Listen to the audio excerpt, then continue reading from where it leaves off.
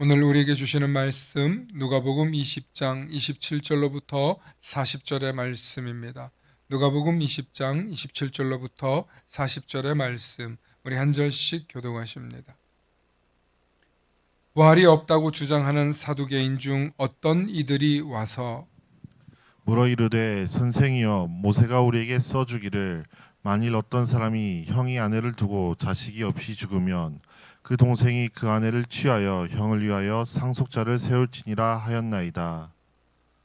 그런데 7형제가 있었는데 마지가 아내를 취하였다가 자식이 없이 죽고 그 둘째와 셋째가 그를 취하고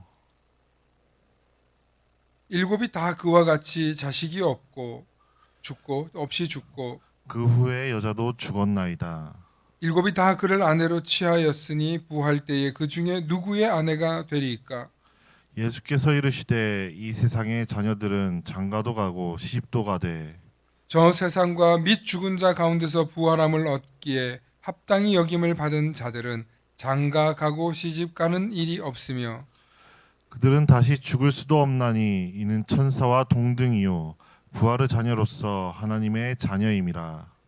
죽은 자가 살아난다는 것은 모세가 가시나무 떨기에 관한 글에서 그 주를 아브라함의 하나님이요 이삭의 하나님이요 야곱의 하나님이시라 칭하였나니 하나님은 죽은 자의 하나님이 아니요 살아있는 자의 하나님이시라.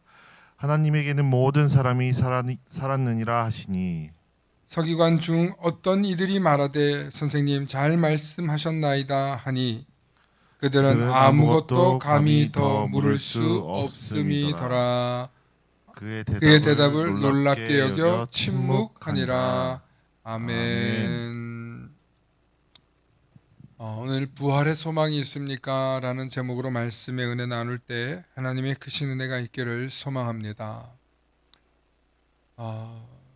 우리가 예수 믿고 좋은 게 크게 세 가지가 있는데 그게 한 가지는 뭐냐면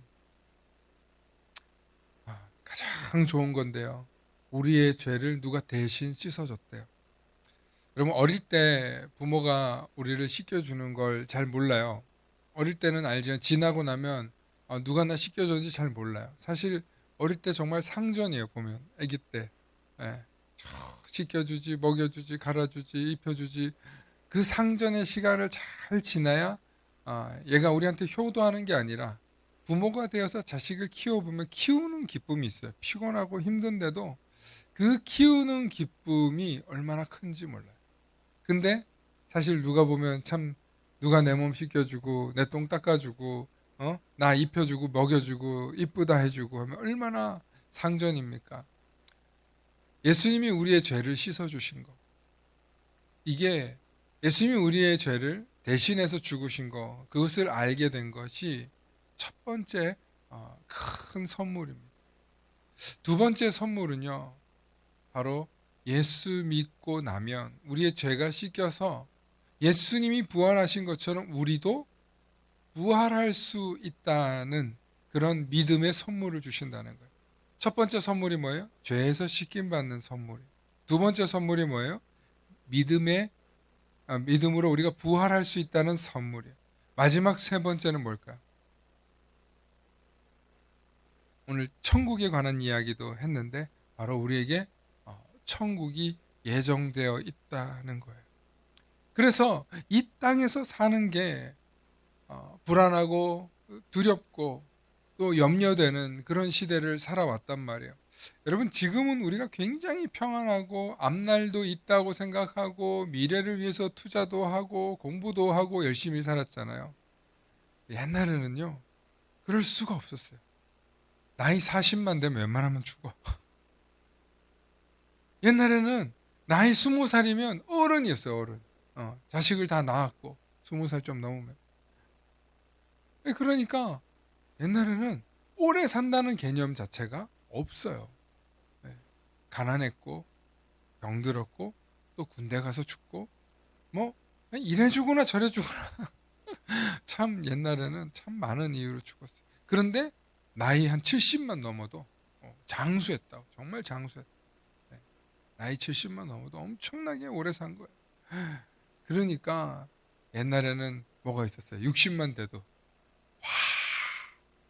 환장하기 좋다고 한가하냐.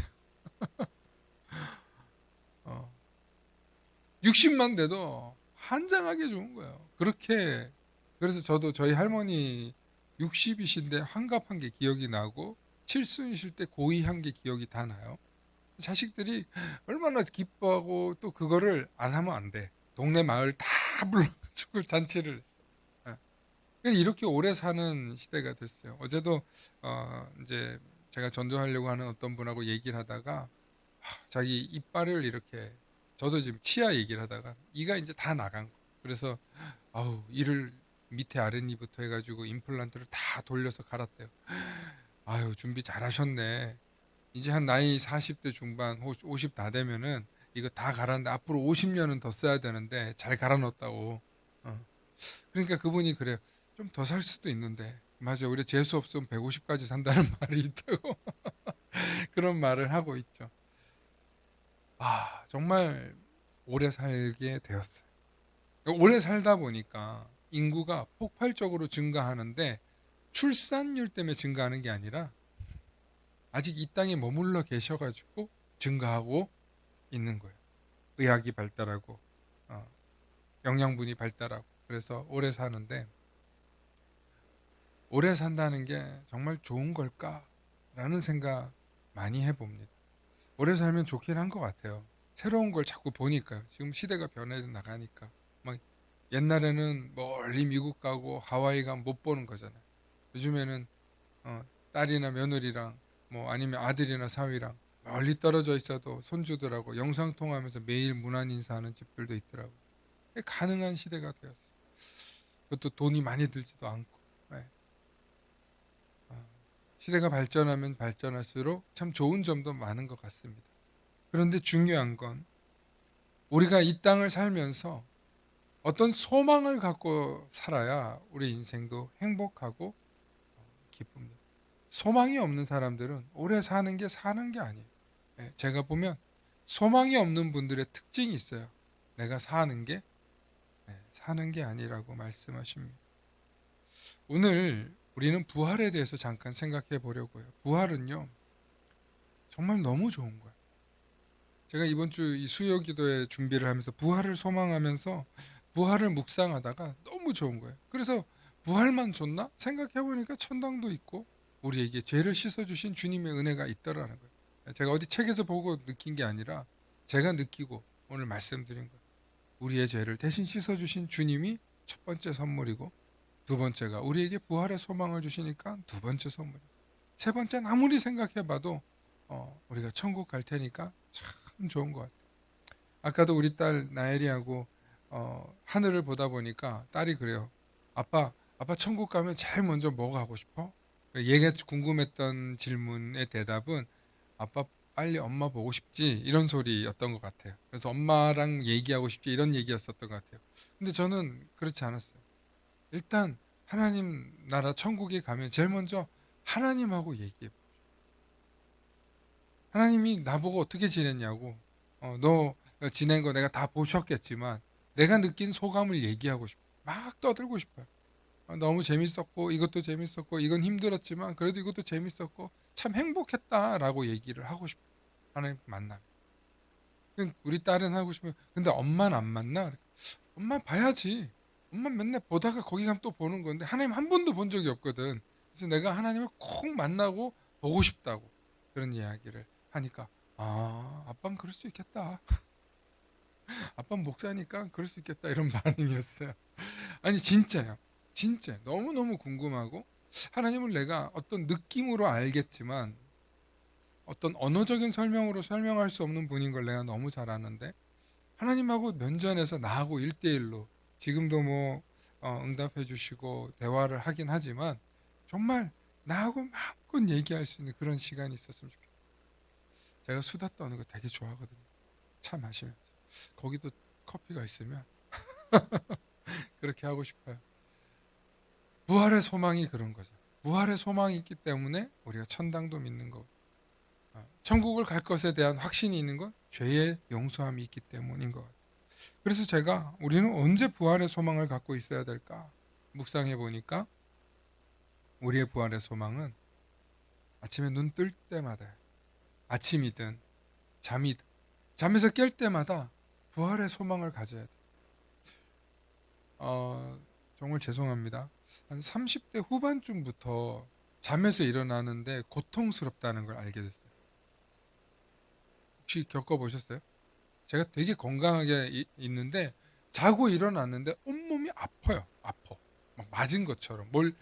전날 뭘 하거나 뭐 노동을 하거나 그런 일을 하는 사람도 아닌데, 아니 밤에 막 너무 아픈 거예요. 자고 일어나면 아침에. 그래가지고 제가 이제 목사님께 여쭤봤어요. 나이 50이 넘은 목사님한테 김 목사도 이제 그게 왔는가? 그래. 그게 이제 늙는다는 증거라는. 그때부터 이제 네가 늙고 있다. 그러더라고요. 그래서 제가 이제 70 넘은 분들한테 여쭤봤어요. 아침에 일어나면 어때요? 그래서 너무 아프대요. 네, 아프고 힘들대요. 이게 뭐 이게 계속 그런 건 아닌데, 그 아침에 일어나서 뼈와 뼈가 이렇게 긴장을 풀고 일어나는 그런 과정들이 굉장히 아픔에서 시작된다. 아, 그래서 제가 생각했어요. 몸은 피곤하고 찌뿌둥하고 아플 수 있어. 그런데 우리의 마음마저, 우리의 생각마저 부정적으로 가질 필요는 없다. 그런데 몸이 아프다 보면 우리가 자연스럽게 인상을 쓰고, 몸이 피곤하다 보면 우리가 자연스럽게 눈살을 찌푸리고 짜증을 내게 되거든요. 그런데 사실 푹 자고 났는데도 우리가 몸이 그렇게 되어 있으면 연속적으로 우리의 반응이 귀찮아, 짜증나 이렇게 되거든요. 그런데 할 수만 있다면 우리가 해야 될 일이 뭐예요? 아침에 눈 뜨자마자 그래, 나 오늘도 부활했어. 저는 그런 마음으로 눈을 떠요. 잠들 때 내일 못 일어나면 어떡하지 이렇게 두려운 마음으로 자는 건 아닌데, 아침에 일어나서 그 느낌이 있어요. 내가 오늘도 이렇게 하루가 시작됐구나. 어떤 날은 4시에도 일어나고, 어떤 날은 뭐 6시 뭐 넘어서 일어날 때도 있고. 그런데 정말 일어나서 보면 그 하루가 정말 감사해요. 부활의 소망이 있다는 게 참 감사합니다. 여러분들은 어떠신지요? 정말 여러분들은 부활의 소망을 갖고 계신지요? 예수님께서 나는 부활이요 생명이니 나를 믿는 자는 죽어도 살겠고라고 말씀하셨어요. 죽어도. 네. 죽어도 죽는 게 아니란 뜻이에요. 오늘 예수님께서 말씀하신 하나님에 대한 얘기였는데, 아브라함의 하나님, 이삭의 하나님, 야곱의 하나님이 무슨 얘기냐면 살아있는 하나님이라는 거예요. 그리고 그들이 죽은 게 아니라 살아있다라고 말하고 있는 거예요. 그래서 예수님은 죽은 자의 하나님이 아니고 산 자의 하나님이라고 오늘 말씀하고 있습니다.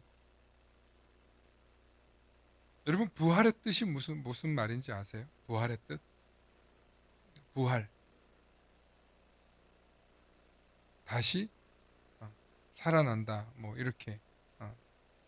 가끔 다시 태어난다 이렇게 또 하시는 분들이 있어요. 예, 다시 태어난다는 표현이 예전에 좀 우리가 부활의 개념은 아닌데, 전래동화나 이런 걸 보면은 뭐 예를 들면 누가 누구로 다시 태어났다 이런 문학적인 얘기가 있고 그랬잖아요.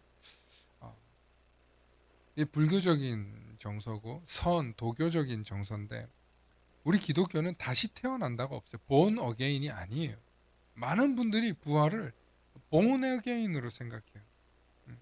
다시 살아나는데 어린아이로 다시 태어나는 걸 윤회나 born again이고요. 우리 기독교는 다시 깨어난, 다시 일어난.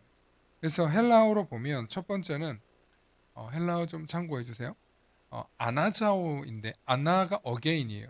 그리고 자오가 다시 살아났. 근데 이 단어는 아나자오는 자주 쓰는 단어가 아니에요. 우리가 흔히 아는 부활은 다시 살아나다 이런 의미예요. 그런데 아니스테미는 아나가 다시, 이것도 again이잖아요. again이란 단어인데 히스테미 일어선다는 뜻이에요. stand up. 그래서 다시 일어선다는 거예요. 그런데 이게 수동태여서 다시 일으켜 세워져서 일어서는 거예요. 내가 일어난 게 아니고 누군가 나를 다시 일으켜 세워준 거예요. 그런데 이 단어보다도 훨씬 많이 쓰인 아니스테미는 108번 정도 쓰이는데, 다음 네, 에게이로라는 단어는 일어나다예요. 그냥 일어나다, 다시 일으켜 세우다. 이게 부활이라는 단어로 무려 130번이 넘게 쓰여요. 이 단어는 다음 넘겨주세요. 그래서 이 단어는 부활의 본 뜻은 다시 살아나다라는 의미를 가지고 있지만 더 넓고 더 큰 의미는 다시 일으켜 세워지다라는 뜻으로 해석되어야 마땅하다는 거예요. 다시 일어나다. 다시 일어나는데 내 스스로 일어나는 게 아니고 누가 일으켜 준다는 뜻일까요? 예. 창조주 하나님이 다시 일으켜 세우시는 게 부활이에요. 그래서 우리가 그런 표현 가끔 쓰잖아요. 어제는 죽었는데 다시 살아났네? 이런 표현 쓰잖아요. 사람이 의기소침했고 막 죽어 있다가 풀 죽어 있었는데 다시 살아난다 표현 쓰잖아요. 근데 그게 자기 스스로 그렇게 되는 게 아니에요. 마음에 어떤 변화가 생기고 삶의 생각의 변화가 생기고 어떤 감동이든지 어떤 희망이든지 어떤 소망이 그 사람 속에 들어가서 어떻게 일어나는 거예요? 다시 일으켜 세워지는 거예요. 이제 저 좀 보여주셔요. 예, 뭘 하시는지. 예. 중요한 건 예수님께서도 다시 일으켜 세워지신 거예요. 부활 때. 예. 어디서 일으켜 세워졌는지 모르겠어요. 우리가 알 수 없지만 예수님께서도 다시 일으켜 세워주시면서 본래의 자기를 회복하시는 거예요. 본래의 자기. 본래의 자기라는 건 예수님은 원래 하나님과 한 분이셨잖아요. 그러니까 그 본체로 돌아가는 거예요. 그 본체로. 그러니까 하나님과 합쳐지는 합체의 개념이 아니고 예수님 자체가 자체적으로 이 땅에 연약한 인간의 몸을 입고 온 그 상태가 아니라 본래의 예수님으로 간다는 거예요. 그러니까 우리가 예수 그리스도를 믿는 우리들도 어떤 사람들이 되는 거예요? 본래의 우리로 돌아가는 거예요. 그러면 이런 질문이 생겨요. 우리는 태어났고 자랐고 노화를 겪어서 죽는단 말이에요. 다시 흙으로 돌아간단 말이에요. 그러면 우리가 어느 때에 우리로 나타난단 말이냐? 라는 질문들이 생길 수 있어요. 그런 것처럼 우리가 오늘 사두개인들의 질문을 보면 부활이 없다고 얘기해요. 그들은. 왜 부활이 없다고 얘기하냐면 이거는 말이 안 된다는 거예요. 말이 안 된다. 그래서 예수님이 그들의 주장을 들으시고 말이 안 되는 이야기다라고 얘기하는데 누가복음 오늘 시작 말씀입니다. 20장 27절로부터 28절에 부활이 없다고 주장하는 사두개인 중 어떤 이들이 와서 물어 이르되 선생님이요 모세가 우리에게 써 주기를, 그러니까 모세의 율법을 말하는 거예요. 만일 어떤 사람의 형이 아내를 두고 자식이 없이 죽으면 그 동생이 그 아내를 취하여 형을 위하여 상속자를 세울지니라. 예. 여러분 이 법이 무슨 법인 줄 아세요? 가족을 유지해 나가기 위해서 만들어 놓은 고대법이에요. 예. 그런데 이게 이 율법의 시대 때만 아니라 우리나라 옛날에 한반도에도 부여라는 땅이 있었잖아요. 고구려 백제 이보다 더 전에 부여라는 나라가 있었어요. 그때 이미 이런 제도가 있었어요. 왜 이런 제도가 있었겠냐는 거예요. 시족 중심의 그리고 부족 중심의 생존을 위해서 했던 거예요. 그러니까 결혼을 해서 아이를 낳는데 아이가 잘 안 생기는 경우도 굉장히 많기 때문에 기능적인 역할을 했던 거예요. 그런데 이런 기능적인 역할을 이 부하라고 갖다 붙이는 거예요. 그래서 29절 33절에 그런데 7형제가 있었는데 마지가 아내를 취하였다가 자식 없이 죽고 그 둘째와 셋째가 그를 취하고 일곱이 다 그와 같이 자식 없이 죽고, 여기 계속 나오잖아요. 자식 없이 죽고. 자식이 있으면 그렇게 못하거든요. 그렇게 못하거든요. 누구의 이제 아내가 되고 어미가 되기 때문에 그렇게 못하는 거예요. 그러면 족보가 완전히 뒤죽박죽 되니까 그렇게 못하는 거예요. 그런데 그 후에 자식도 없이 다 죽었어. 그러면 나중에 부활이 있으면 여보 누가 내 여보냐는 거예요. 누가 내 마누라라는 거예요. 이 법 때문에 부활한 뒤에 가족관계에 아주 흠집이 생기는 거예요. 그래서 사두개인들은 말이 안 된다. 부활은 없다. 이 땅에서 우리는 잘 살아야 되고 이 땅에서 우리는 승승장구해야 된다라는 게 사두개인들이 가지고 있는 신학적인 철학이에요. 개념이에요. 그래서 예수님이 너희는 부활도 모르고 믿음도 없다라고 예수님께서 꾸짖으신 거예요. 왜 그들의 예수님께서 부활도 없고 믿음도 없다라고 얘기를 하시냐면 그들은 지금 율법에 있는 내용을 가지고 얘기를 한 거지만 그 근거가 있긴 하지만 그 내용의 핵심에는 두 가지가 없어요. 첫 번째는 사랑이 없어요. 네. 기능만 있어요. 지금 여기에. 자식을 낳아야 된다. 우리 부족을 유지해 나가야 된다는 기능만 있는 거예요. 그러니까 여기에는 어떤 생산적인 일이 일어날 수 없는 거예요. 사랑이 없는 공동체가 무슨 의미가 있어요? 사랑이 없기 때문에 여기에 뭐가 없냐면 생명력이 없는 거예요. 생명. 지금 이들이 얘기하는 이 예화 속에 보세요. 그냥 다 죽기만 해요. 자식도 없이 죽고. 왜 그러면 생명력이 없는 얘기냐?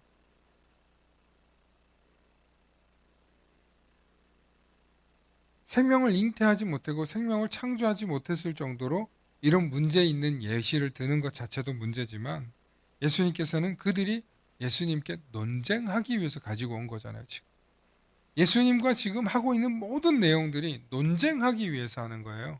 성전 정화 사건부터 시작해가지고 전부 다 예수님과 논쟁하는 거예요. 그래서 예수님께서 너희는 부활도 모르고 믿음도 없다고 예수님이 말씀하신 거예요. 그리고 우리 하나님은 죽은 자의 하나님이 아니라 산 자의 하나님이다. 그 예시를 가지고 율법에서 모세가 얘기한 율법에서 아브라함의 하나님, 이삭의 하나님, 야곱의 하나님을 근거로 든 거다. 여러분 창세기를 잘 읽어보면요. 계속 나오는 구절인데 그게 뭐냐면 나는 너를 구원한 너의 조상 아브라함의 하나님, 이삭의 하나님, 야곱의 하나님이 계속 얘기해요.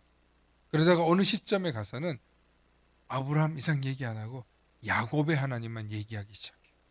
12부족의 아버지가 이제 야곱이 되잖아요.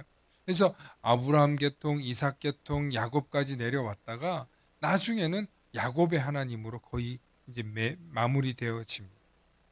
왜 성경이 그런 표현을 썼냐면 하나님은 믿음으로 연결된 이들의 하나님이라는 거예요. 그리고 그들이 고백하는 하나님은 창조주 하나님이실 뿐만 아니라 우리의 모든 것을 주관하시는 하나님이시라는 게 신앙 고백이 담겨 있는 거예요. 그래서 예수님께서는 이렇게 대답하시는 거예요.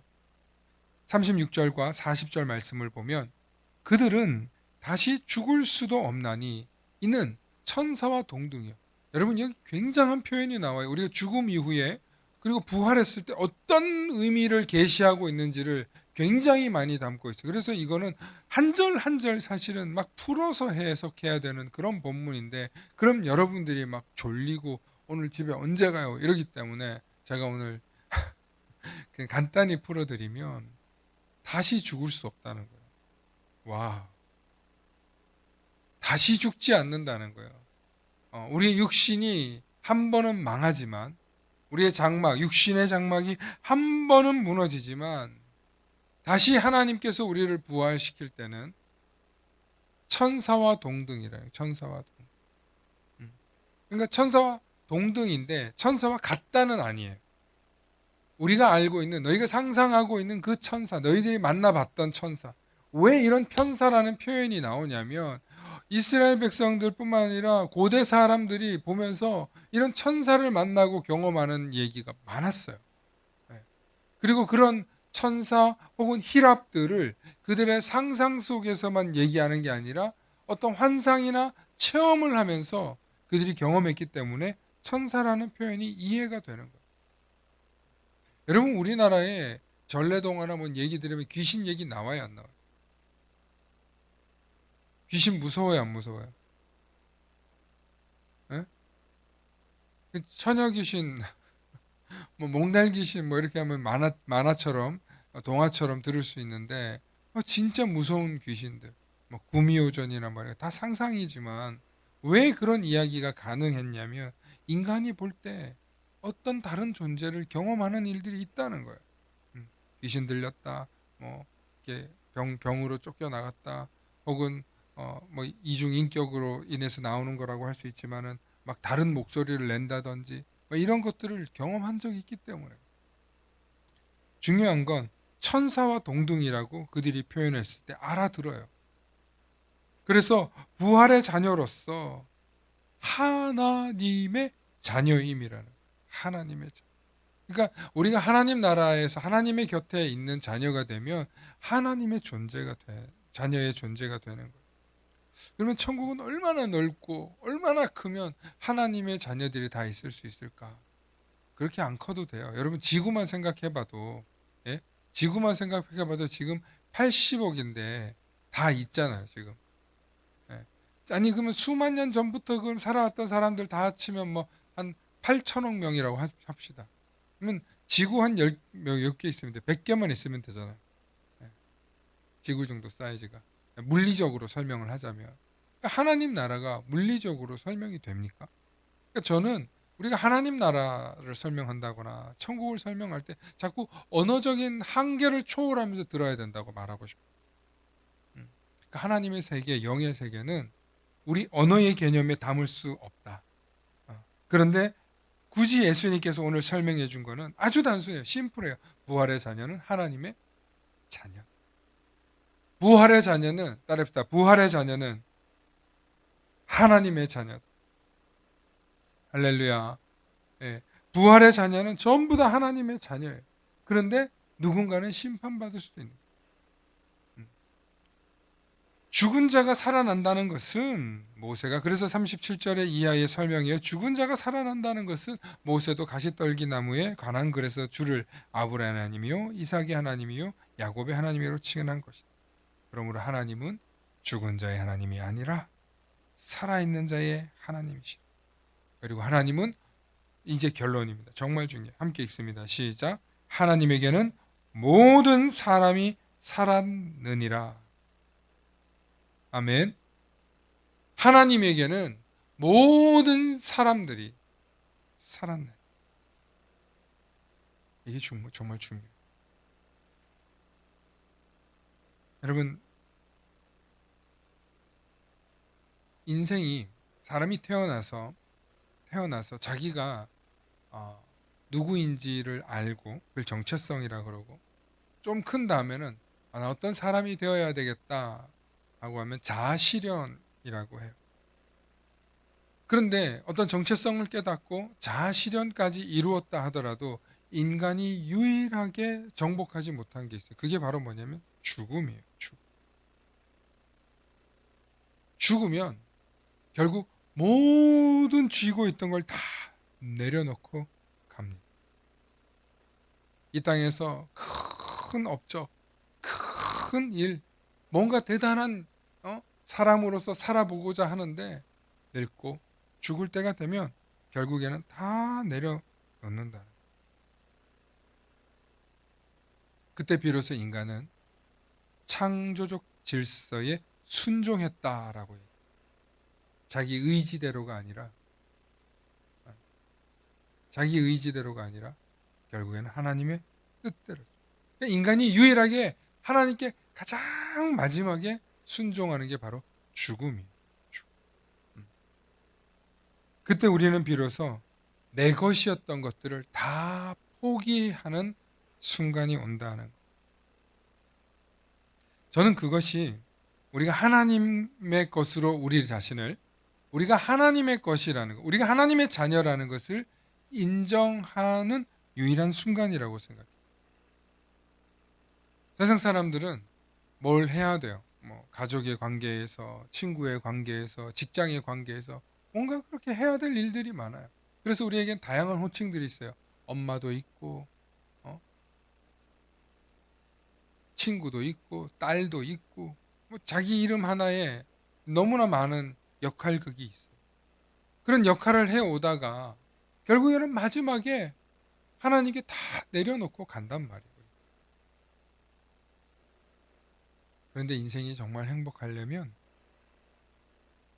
맨날 내 것만 주장하다가 마지막에는 내 게 아니었구나 하고 놓고 가는 그 순간이 하나님께 순종한 것처럼 우린 그걸 좀 앞당겨서 살아보자는 거예요. 이 땅에서 살면서. 죽어서야 하나님께 다 돌려드립니다. 다 내려놓습니다. 이러지 말고 이 땅에서 정말 진짜 내게 어디 있나? 내가 잠시 빌려 쓰고 잠시 맡아 있는 거고 잠시 욕심내고 있는 거지. 물론 필요하니까 가장으로서 엄마로서 어떤 직책으로서 그 일들을 해내야 되니까 우리는 부지런히 살 거예요. 그것이 악하다고 한 게 아니에요. 하나님은 우리에게 그걸 하라고 하셨어요. 생육하고 번성하라. 땅을 정복하라. 그런데 마지막엔 결국엔 우리는 뭐 한다는 거예요? 내려놓는다는 거예요. 근데 이걸 아는 사람이 있는가 하면 모르는 사람들이 대부분이라는 거예요. 그러니까 우리가 이걸 아는 사람이에요. 할렐루야. 그러니까 우리가 이걸 알기 때문에 우리 뭐도 가지고 있을 수 있는 거예요? 부활의 소망도 갖고 있을 수 있고 영원한 생명의 소망도 갖고 있을 수 있고 또 그 모든 걸 가지기 위해서 우리의 죄를 대신 사해 주신 예수 그리스도를 우리에게 주셨다는 것을 우리는 가지고 있을 수 있다는 거예요.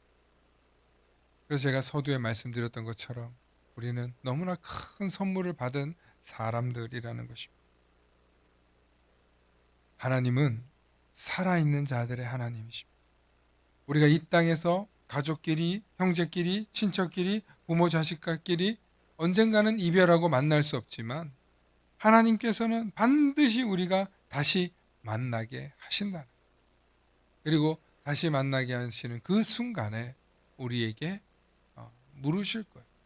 너 뭐 하다 왔니? 내가 너한테 준 사명 잘 감당했니? 내가 너한테 2달란트는 준 것 같은데 열심히 그거 가지고 살아봤니? 하고 하나님은 우리에게 물으실 것입니다. 사랑하는 성도 여러분, 우리가 하나님의 자녀, 하나님의 소유된 백성임을 잊지 마시길 소망합니다.